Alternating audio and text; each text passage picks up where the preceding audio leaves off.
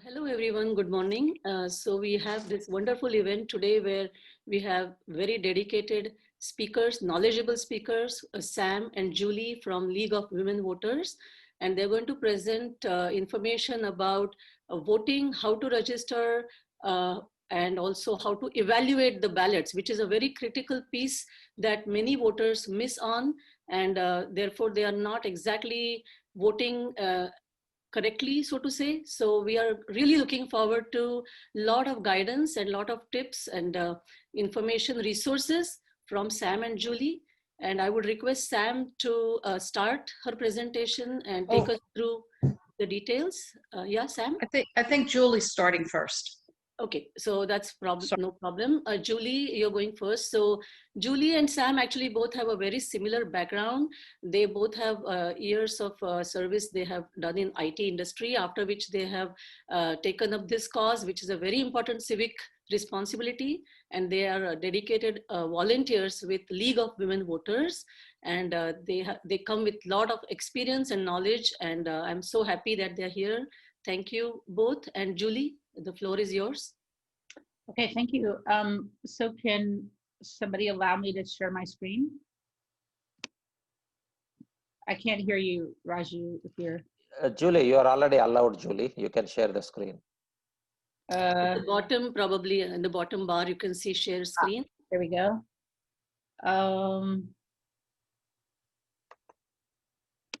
Can you see my screen? Yes. it's Okay. there. Excellent.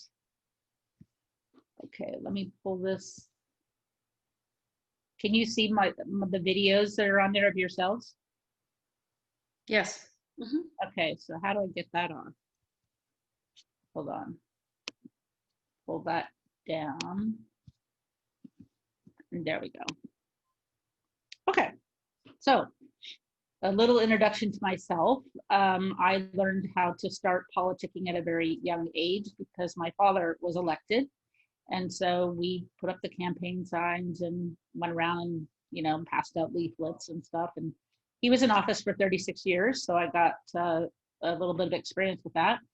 And one of my fondest memories was going with him to the voting booth where you back then had to pull a lever and he would let me pull down the lever for his name. So that kind of got me hooked. So I just wanted to introduce our League of Women Voters. We're for the Tri-Cities, the Fremont, Newark, Union City area. And we have three main goals. And one of them is to educate like we're doing today. We do presentations like this, and we also put on candidate forums and issue forums. And then another thing that we do is we register youth, well, we register people to vote. And then the third thing is to advocate. You've probably heard in the news that there are currently about 200 lawsuits in the courts for the 2020 election. In fact, I think one just got settled yesterday in Texas. And so the League does do a lot of legal work to try to protect the rights of voters and voting. And a couple of years ago, we started a program called the Youth Voter Movement. And that is a collaboration with our League and local youth to try to register youth to vote. We set up a website so that other leagues around the nation can use it as well. So this resource is for leagues that want to have materials to help them get youth registered, and also for youth who want to register voters who want to try to involve their leagues and put on drives. And in the last 2 years, we have registered about 6,000 of our Tri-City youth. So we're pretty proud of that. We're going to be registering next week in a couple of the high schools. And if you'd like to volunteer, we can still accept more volunteers. And our website is theyouthvotermovement.org. So as I'm chatting, you might want to check that out. There's a lot of good resources there. So I wanted to start a little bit with your right to vote. Some of you may not know all your history. I certainly didn't before I, started doing these presentations. And back when the U.S. Constitution was written, there were only certain people that could vote, and those were men. You had to be white, you had to be over 21, you had to be a landowner, all kinds of restrictions. So that went along for quite a while until about 1870, when Black men gained the right to vote through the 15th Amendment. However, you might know that even though Black men were able to vote, they were suppressed from voting with physical violence, with poll taxes and literacy tests and all kinds of things to try to suppress the vote. Women won the right to vote about 100 years ago, exactly.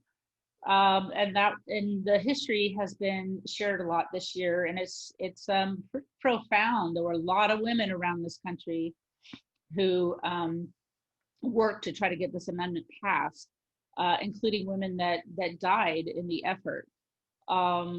So we're celebrating a lot of their hard work. Now, all women did get the right to vote in 1920. However, African American women were also suppressed from voting until, believe it or not, until 1965, when the Voting Rights Act passed. But in between that time, different populations like Native Americans and Italian Americans and Chinese and Japanese, because we discriminated against certain sectors of people throughout our history. And so there were different acts and legislation that happened so that each one of those groups could gain rights to vote. Then in 1965, the Voting Rights Act passed, and that was kind of an act to sort of try to clear up a lot of inequities in the law. And one of them was, you couldn't discriminate on the basis of race. So now Black women could vote, and Hispanics, and you weren't allowed to do voter suppression type activities that were listed out in that act. And then our last amendment is in 1971, where 18-year-olds gained the right to vote. And that was a result of the Vietnam War, where many youth said, wait a minute, you're sending us off here. We're agreeing to fight and die for our country, but we can't vote till we're 21. We need to have a say in what's going on. So that amendment passed. So that's kind of a quick history, and I wanted to invite you guys to interrupt and ask questions, or send a question through the chat, and Sam can try to facilitate that. But we don't have many people on the call, so feel free to just chime in. Okay, now then I wanted to just throw up a little bit of a few vocabulary words. Registering is the process of trying to qualify a person to vote, and you fill out a form, a paper form, or you do something online, and you send that to the Register of Voters office. There's one in every county in California, and then they certify you as a voter. You have to be a US citizen and over the age of 18. And then the ballot is the actual paper thing that most of you have probably gotten in the mail the last couple of days. And that's of all the candidates and issues and the choices that you have, where you get to make preferences on what you would like to vote for. And it's also something where you don't have to make preferences on all of the choices. You can choose to skip things if you like. You can vote for one thing, you can vote for all things. And in California, we're pretty proposition happy. These are different initiatives that are proposed by citizens in the state. And they're basically allowing the citizens to make laws and that are decided by voters instead of decided in the legislature. And a measure is more of a local ordinance. It's kind of like a proposition, but it's more local, it's not statewide. And we also have a couple of measures on our ballot this year. Okay, so how can you ensure your vote? There's been a lot of talk in the news this year about voter suppression and voter intimidation and voter fraud and all these things. And so it's really, unfortunately, made people a little bit afraid and uncertain about what, what the new rules are, and, will my ballot really count? And so I wanted to just go over a few of these things with you. One is, if you're not registered, you need to be registered by October 19th in order to receive a ballot in the mail. California changed their laws so that you can actually register on election day. So you can walk into a polling booth and you can register that day, but you would have to vote at the booth. So if you want to receive something in the mail, it has to be done a week from Monday, postmarked a week from Monday. And then you can, after you've done that, you can go to acvote.org and you can check and make sure that you are registered. After you register, we recommend to wait for about a week and make sure that, go back in and make sure that it shows that you're registered. And then a new feature, which I've signed up for this year, is something where you can track your ballot. So I signed up and I got an email that said, your ballot has left the registrar of voters and it's now out in the mail. Then I got another email that said, your ballot has, you should have received it by now. It's been delivered to you. Then I'll get another one that says your ballot has been received by whoever I sent it to. Then it'll say your ballot has been counted. So that's kind of a nice, I think there's like 4 or 5 different notices that they give you. So that gives me a little bit of reassurance that, nothing happened to my ballot. And then there's lots of different ways that you can vote. You can vote by mail and no postage is necessary. Early voting has already started, but of course it would need to be postmarked by election day, which is on Tuesday, November 3rd, which is 3 weeks from this coming Tuesday. And then there are ballot drop boxes in Fremont. I think the number now is decreased. I'm going to show you on the next slide where they are. But there are kind of like mailboxes around the city, except they're white. They're kind of bigger than a normal mailbox and they're white. And you can go and just drop your ballot in there. They also are going to have a drive-through drop box, and they haven't put the locations on the website yet. And the website that you would go to for that would be the one where you check the registration, the AlamadaCountyVote.org. And then there's polling places. So in the past, we usually went to our local elementary school or our local church or something like that to vote. And so in Fremont, there may have been, I don't know, 50 locations. Well, this year, they're consolidating those because of COVID, and there's only 12 locations.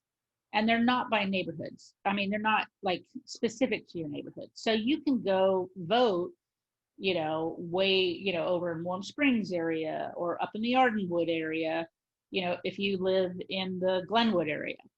It doesn't really matter. You can go to any one of those places and vote, and you have 4 days to vote, not just 1 day. So it starts on Saturday, Halloween, and then you have Saturday, Sunday, Monday, and Tuesday. So they're spreading it out for 4 days, consolidating the places, but giving you 4 times as long to get there. So they're hoping that there'll be fewer long lines and that every station will have plenty of poll workers. And so people who want to actually hand their ballot in, which I think I'm going to do this year, and put it through the machine, can do so. There's a link there for the location and times, but I put it on this next slide. The picture there is a picture of a ballot drop box. That's the one at City Hall. So that one is on Capitol Avenue. So if you are going kind of like across from that Raley's shopping center, at the next light that doesn't go to Pete's, that doesn't go to Wells Fargo, the next light north, you make a left there, and then you go into your second driveway on the left. And that's where our City Hall is. and you just pull straight into a parking spot, and that box is right there about 10 feet outside of your car. So this is a picture of us holding a rally last spring for the primary, and these are youth that are voting. The locations are off to the left. Oh, wait a minute. Am I supposed to be admitting? Okay, somebody else is. The locations are off to the left, and I wanted to point out that yesterday on the website, they also had, like 4 or 5 fire stations. And I don't know what happened exactly, but the fire stations are not having drop boxes. So if you got news that your local fire station is having one, now they're not. So those are the 5 locations. And then if you look over on the right, these are the dozen places that I told you are going to have polling centers. So you can see that they're in churches, event centers, and in schools and the library. And there's all the addresses. And again, you can find that on the ROV website. In the upper right, I put a map of where the Dropbox locations are, and that map I did not change from the one that had the firehouses. So I think the 3 in yellow are the firehouse ones. So that was nice in them to color code those. So those are the ones that have been dropped off. I'm not really totally sure. So can I pause and see if people have questions on kind of like the logistical part?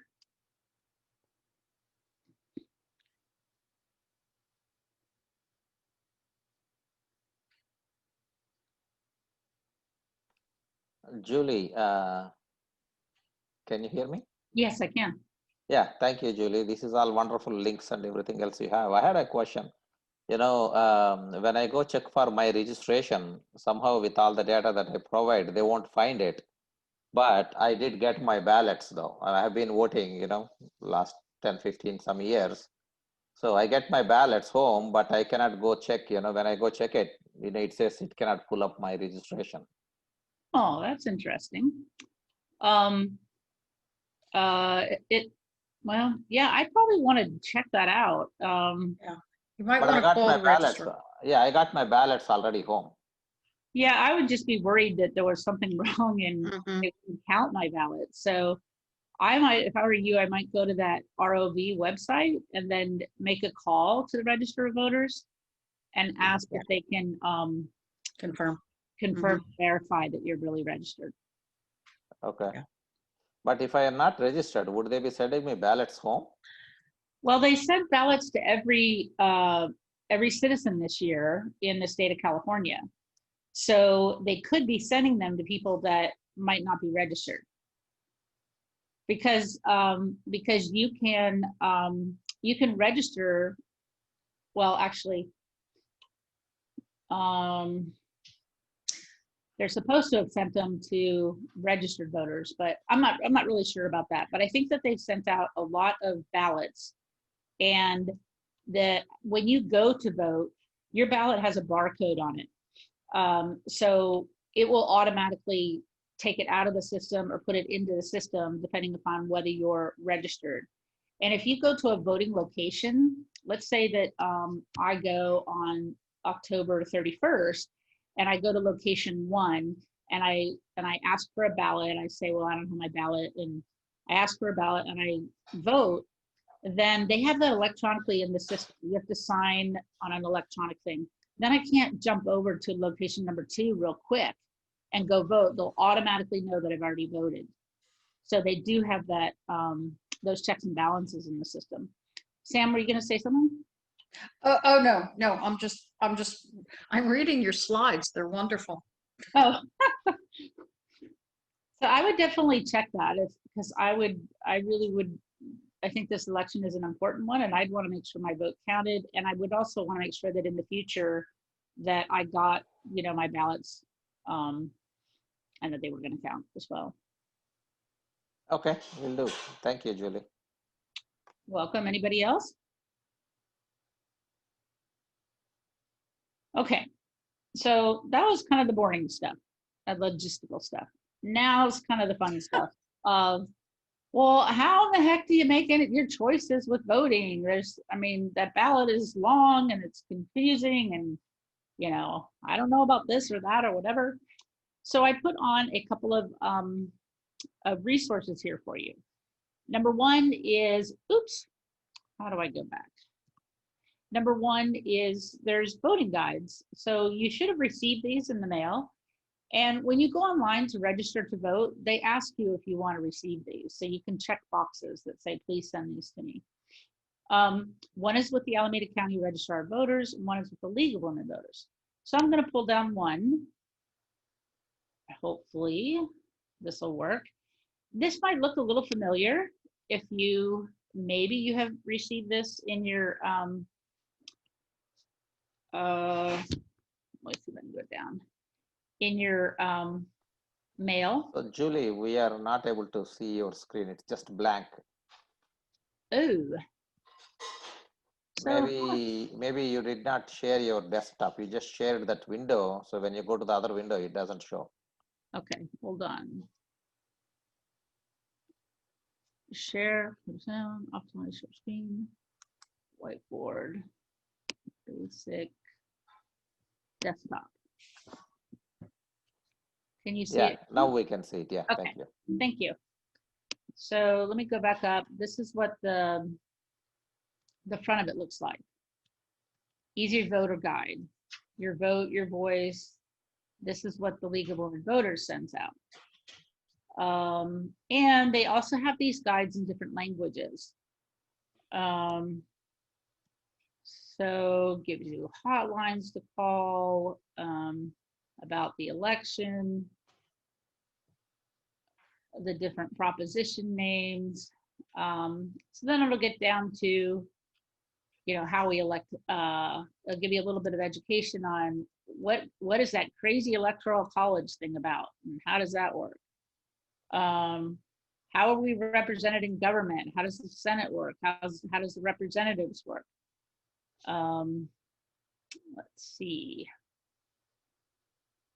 Spotlight on justice, because there's a lot of justice issues that are going on right now. What do we do about sheriffs and attorneys and justices and state propositions? So now it's going to list out. Well, it didn't list out. I just gave you an example. Now it's listing out.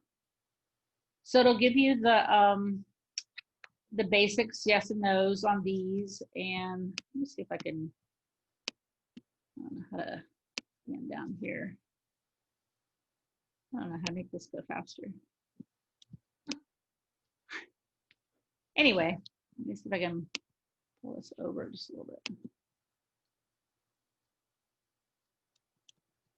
Anyway, hopefully you get the idea there. So that's a resource. And then, okay, clicked out of this. I'm going to come back up to Voters Edge in just a second. So I'm going to go to the candidate and issue. This is our League of Women Voters website. And this is the schedule of forums. This is a really cool thing this year because the forums have all been held face-to-face, but this year, of course, they've been done online.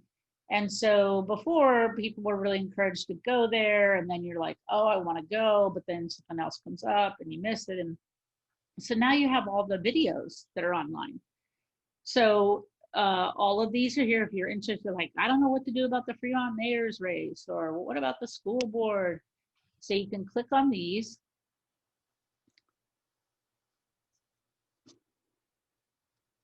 I'll give you a little snippet of this.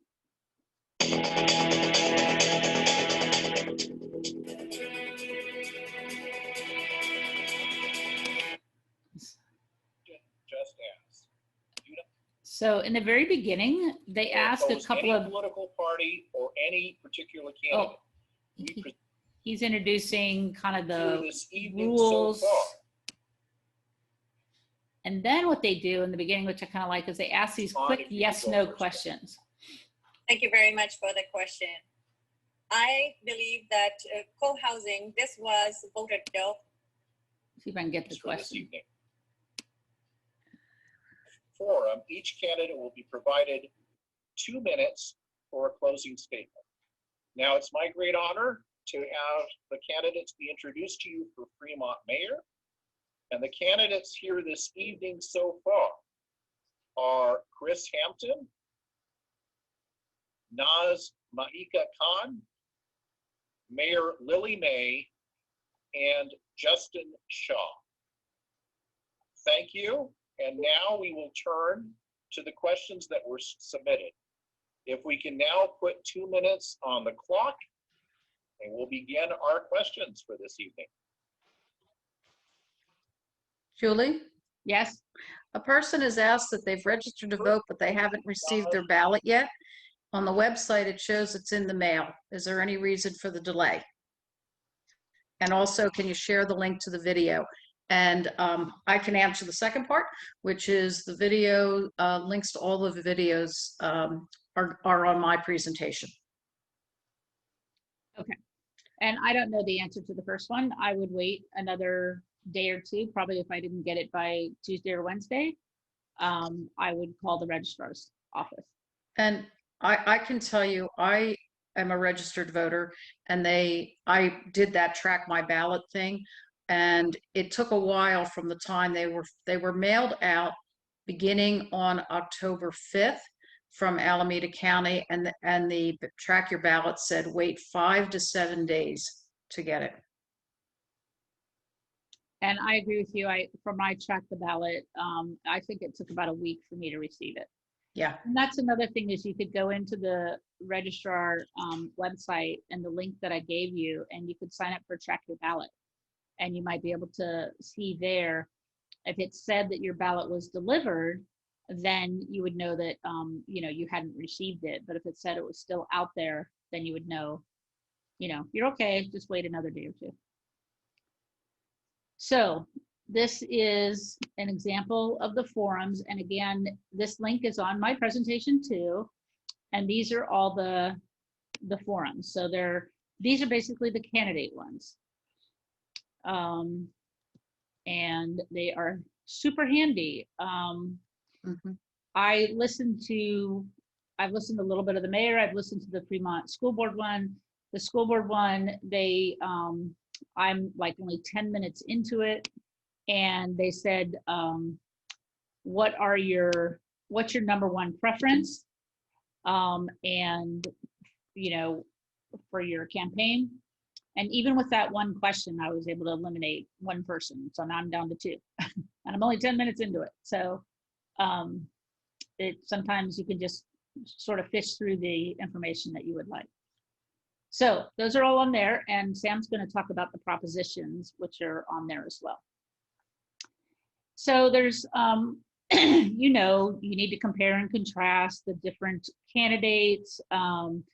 Another thing that we encourage people to do is sort of explore the finances, like who is supporting the campaigns, who is supporting the proposition. Sometimes that gives you information because you might think that so-and-so organization is reputable and so-and-so you don't believe in their values. And so that might help you to make a decision.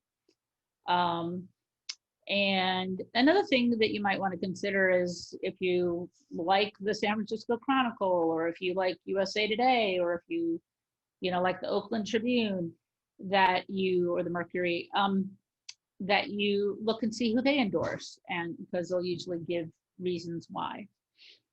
And then another thing we like to recommend is that you include your family in the discussions, especially those who can't vote, because you want to start them early on with knowing the importance of voting, and that it's a tradition in your family, and that you can also take some of their input into what they want to do. So when my son was, now he's 20, so he's old enough to vote, but when he wasn't, there would be a couple of ballots or issues that I would be undecided on. And I said, you know what, I'm going to let you choose on this one. But this is the main thing I wanted to show you. It's called Voter's Edge. And I want to show you how this works. So this is where you go to this website. This is like the best website ever. I'm going to put in my address. So all you have to do is your street address and your zip code. Zip code's really important because in Fremont, like we have two different congressional races that cut through our city. So I might be only able to vote for a certain congressman, or my neighbors might be able to vote for the other one. So I click on here to find my ballot. Now, here's the election home. If you see this spot up here where it says 0 out of 26, that means I haven't done any work on here yet. There's 26 decisions to make. So what I do is I go to, let's say I'm going to go to the District 17 House race. And there's only 2 candidates, but let's say there are more. So I would select these 2, and I would say, well, I want to compare them. And so it'll bring up however many I want to compare. And it'll tell me the priorities that they have. Here, for example, who supports this candidate? So it gives me their support over here. It tells me, well, what kind of education has this person received? What's their biography? What's their political philosophy? So I can get a whole bunch of information on here. And then I can say, oh, what else is down here? Well, who supports? Well, let's look at individuals that support them. Maybe I know one of these individuals. Questions and answers. Does immigration policy, blah, blah, blah. Oh, maybe support legal immigration, reduce regulation and cut down on unnecessary costs. So kind of short answers there. This is interesting, like who is given money to the campaign, and it always starts with the highest donor up top.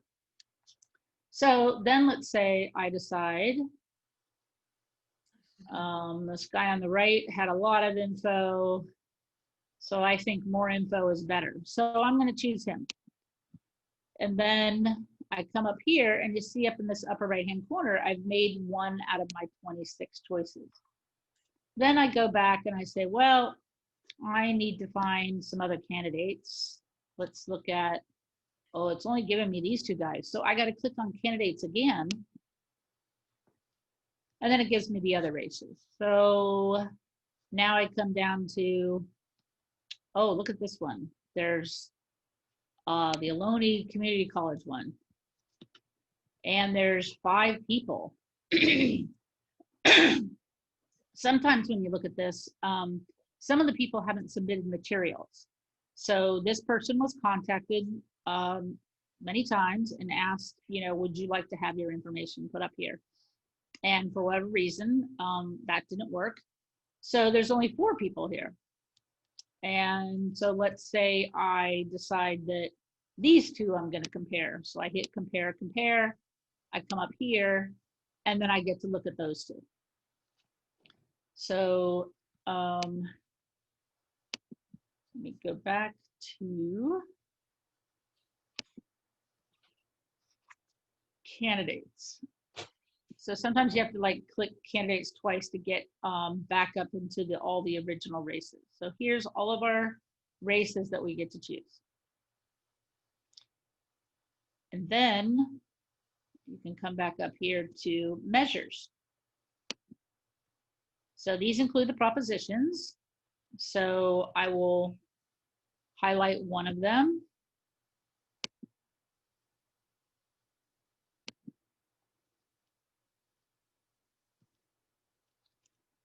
What's in this proposal? What's the budget effect? What do the for people say? What do the against people say? This is all nonpartisan. So then it explains a little bit more of the pros and the cons. A lot of this is in some of those booklets that you get in the mail. Again, it has the funding, the background, because there might be other iterations of this proposal that's happened before, or it might just be research information, impartial analysis, from the LAO, the Legislative Analyst Office. Oh, look here, there's 97 organizations that support this, and there's 27. So let me look at these organizations. Maybe this will, oh, the LA Times. Oh, the American Bone Health. Okay, I'm getting like the medical guys like it, the blah, blah, blahs don't. Okay. So you can get an idea of all this information. Wow. There's a little bit. Let's go down further. And then look, here's, wow. Now, just because this guy, this one proposition doesn't have much against, doesn't necessarily mean I shouldn't vote for that. But let me look at all these donors. Wow, millions. And who is this guy? What is this corporation? You know, are they trying to buy this vote? You know, so I can research those things and, you know, see what I think. Julie? And, yeah. May I just pop in? Can you go back to the for and against the people, the organizations? The candidates? No, the measures. You just, well, on 14, JDRF is the only organization outside of California that actually donated when I last looked at it about a week ago. And they are a nonprofit that does work to cure diabetes type 1. So that's a philanthropic organization. So let's just pull that up because there's a link there, and you can go and see who they are and why they're supporting. Yeah, it's really quite interesting, and I will give you a bunch of other links that you can, if you wish to drill down. I have to concur with Julie. The Voter's Edge is a more comprehensive site than many, unless you want to drill down and go into the state of California sites. And if you notice over here, it has different languages. So this guide is available in, or the portions of it are available. So you can get an idea of your choices. So this is where to vote. You can click on these. It can help you find places. Then this is a cool part. It's all cool parts. So if you see, I selected this one person, and once I'm done, that column in the middle there will have blue names, and then I just go and I say print my choices. So I make all these choices, and what I can do is I can come in here today and I can make one choice. Tomorrow I can come back and do 5 more. The next day I can come back and do 10. It'll save what I've done. Right. And then when I'm ready, I can go to print my choices, and it's going to print out this sheet that has all my choices on it, and it's going to mirror my ballot. So when I'm ready to vote, I just take this printout and I, you know, do my little circling and coloring in on my ballot. So I think I've explained how this site works. Now I've taken myself out of the address, but do people have questions about this?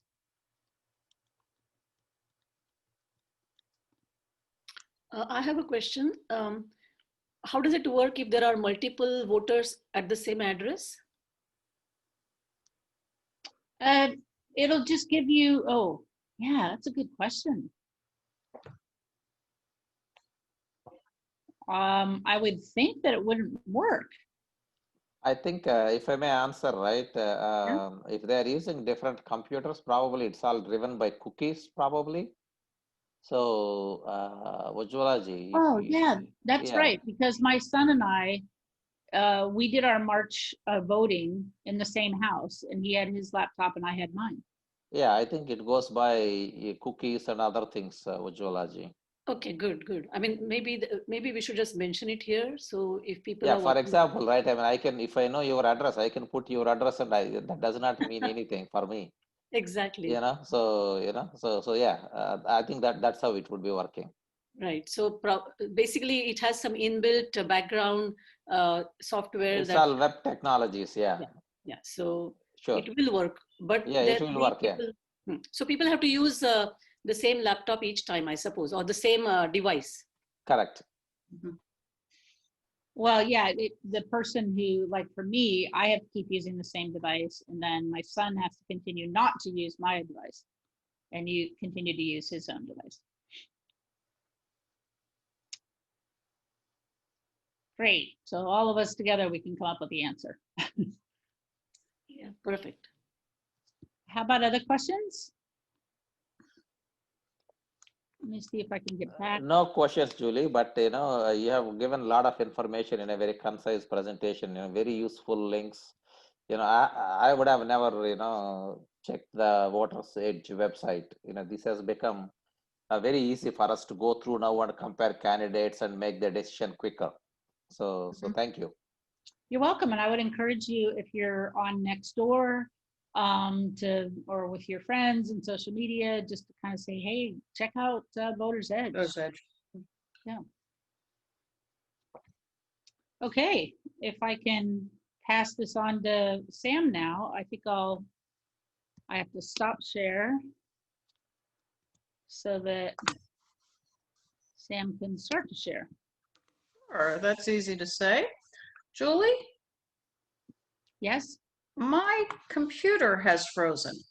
Can you do me a favor and put up my presentation and take it to the hyperlinks screen? Well, take it to the evaluating measure screen. Well, I can, but I deleted your slides. So Okay, give me a I just have moment. to go back and find them. So I can do that momentarily.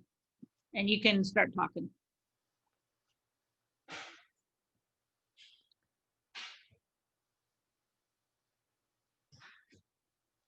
Let me apologize. Can you guys hear me? Yes. Okay, I am going, my screen has totally blacked out. I'm thinking it may be a power issue. Give me one moment and I will bring up my presentation. And I apologize profusely. Okay, I'm trying to find it. All right. Actually, I just need to. Wow, I have audio, but I do not have video. Ah, here we are. Wow, I am totally frozen.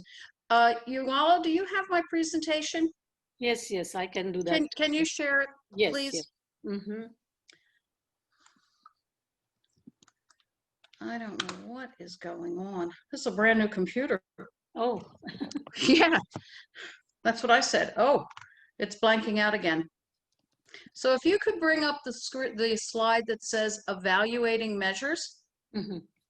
and I'll go over that relatively quickly and then go on to the links. Luckily, I have the presentation here. Wow, this has never happened before. This is a little disconcerting. I apologize. Yeah, I should have left your slides in with mine. Yeah, that's okay. That's okay. Once you get the evaluating measure slide up, if you would just let me know, as I have nothing but a blank screen at this point. Do you want me to click into Just the evaluating measure slide, because I have a hard stop in 10 minutes. So if you can get to the evaluating measures. You should have interrupted me. I'm sorry. I mean, I should have known. I shouldn't blame it on you. I should That's have okay. packed the time. So No, Julie, are you sharing her slides? No, I'm not, because I can't find them. But let me see. Oh, perfect. Up. Yes. Now, if you could click down to the next slide, that would be really valuable. I'm going to skip all the front work because we have only 10 minutes. Are you still seeing my screen? I'm not seeing anything. Okay. I'm having major computer problems. Ujjwalaji, I was able to see your screen for a brief second. Yeah. Yeah, okay. Okay. So now we can see it Yeah, back can you again. click? Can you just click down to one more screen? Yeah, but it's not letting me. This one? One above it. Ha! Thank you. That's it. That's fine. You can just leave it like that. Okay. So when you go in, ballot measures are really tough. They're hard to decide what to do. So there's a couple things you can do, and I'll talk about the links that are helpful later. And we'll start with the easiest links to go through to the most comprehensive. But when you're evaluating, what you want to do is look at what it's trying to do. And the most important thing is, do you agree?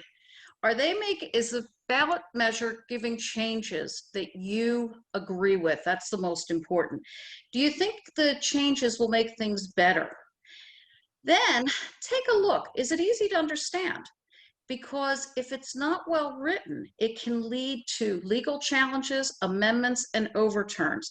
So if you can't understand it, it's probably not a good measure to vote for. That's the I call it the smell test. Is it good government? Will it cause more problems than it solves? Does it take a look at the spending? Does it create its own revenue source? Does it earmark or restrict or obligate the government revenues by saying, okay, we're going to raise this money and we're only going to use it for preschool education, say?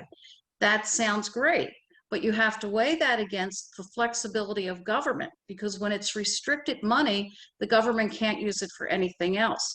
And if we didn't learn anything this year about government, it's nice to have a little flexibility in that budget, because we went from billions of dollars in surplus to a very skinny budget this year. So you want to think about that.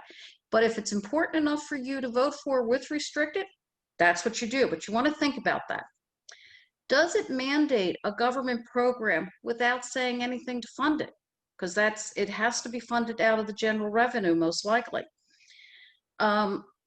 Does the measure deal with one issue that can be easily decided by a yes or no vote?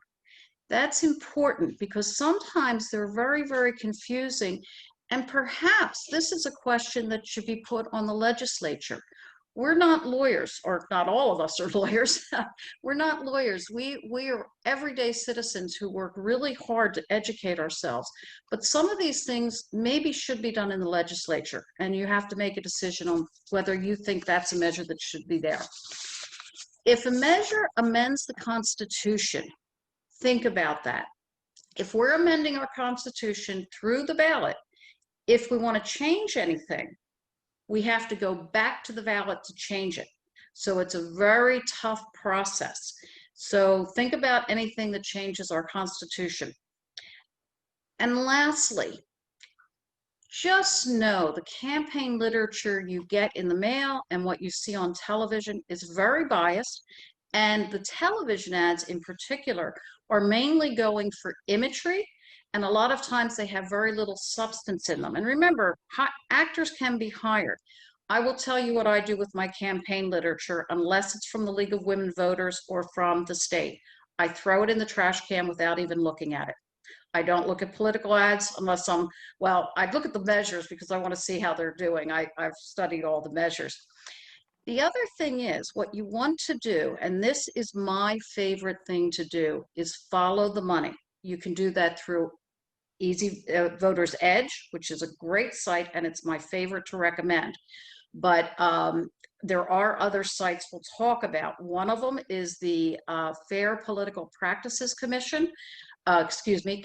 They are responsible for tracking what in most of the country is dark money.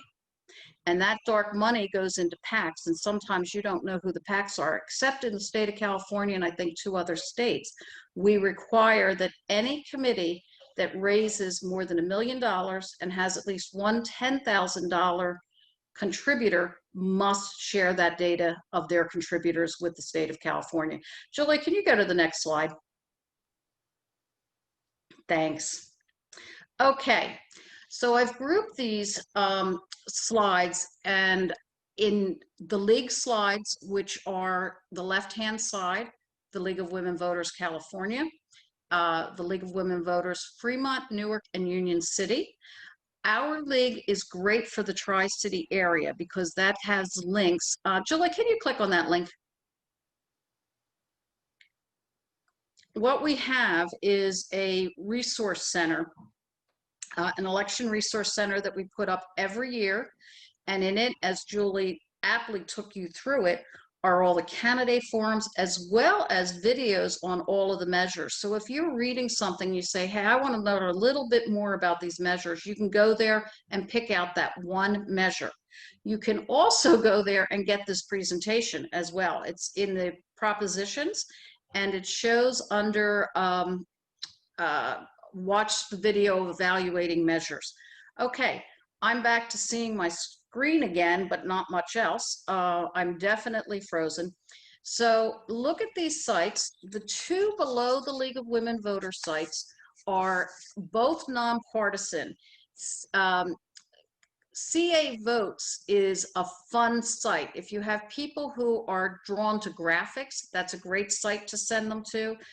But again, the most important site in my mind is Voters Edge. Now, the other sites on the right are the Legislative Analyst Office. That's where you can actually read the measures themselves, and the State of Secretary of State websites. They're two of my favorite sites. I actually read the measures directly and look at all the campaign financing on those sites. And then lastly, the FPPC. In that site, you'd click into that site and go to the transparency portal. And I apologize for my computer not working. You go into the transparency portal, and then you can look at your top contributors, and they tell you who is doing it. But in a concise way, Voters Edge has it all. For people who are really busy and don't want to go this deeply into it, the Easy Voter Guide is very, very nice, and I can recommend that one. But all of these sites are nonpartisan election information. Any others that you may find may or may not be. We added Ballotpedia this year. Ballotpedia is a good site, well written as well, and also nonpartisan. So that's about it. I would have done a little bit more, but I have no computer and I have basically no time. So, but I've actually just to let you guys know, Julie's presentation covered and overlapped probably half of what I would do. I would have been taking you through Voters Edge. They're very similar presentations, but the one thing I would really encourage, if you would, Ujwala, is get this one slide out, because that's where people can go and look at all the stuff themselves. So I highly recommend, for local information, the League of Women Voters, fnuc.org, and the Easy Voter Guide and Voters Edge. Unless you really want to dig down deep, then you go to the state sites. Sure. Thank you very much, Sam and Julie. It was wonderful, for us to go and where to look for the information and make our decisions. We certainly will, put this recording also on our channel for other members of our club to see and then share with other friends and families. So thank you for taking time and then, spending this hour with us and then, educating us on this process and the information sites where we can go find the correct information. So really appreciate both of your help. Thank you very much.